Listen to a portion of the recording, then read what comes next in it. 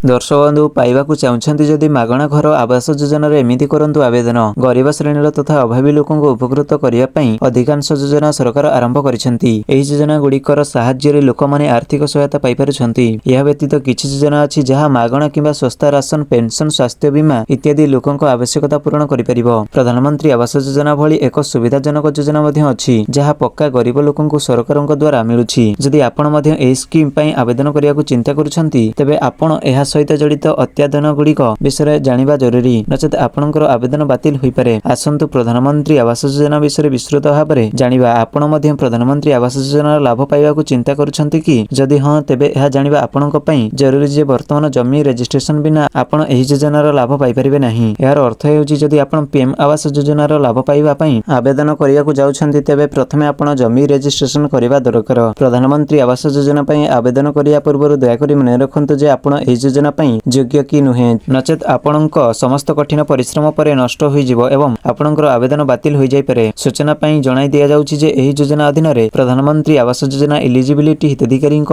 एक तालिका प्रकाश पाइछि, जहा परे आवेदन गुड़िक जांच करा जाय थाए। या परे ही हिताधिकारींकु टंका बंटन करा जाय। जदि घरे केही सरकारी काम करंती तेबे से एही योजनार लाभ पाइ परिबे नाही। जे मानकर 2.5 एकर जमी किंबा ताठारु अधिक जमी अछि सेमाने एही योजनार लाभ पाइ परिबे नाही। जदि आपणकर अधिक जमी सहित लैंडलाइन संजोग एवं फ्रिज अछि तबे आपण कोनोसी लाभ पाइ परिबे नाही।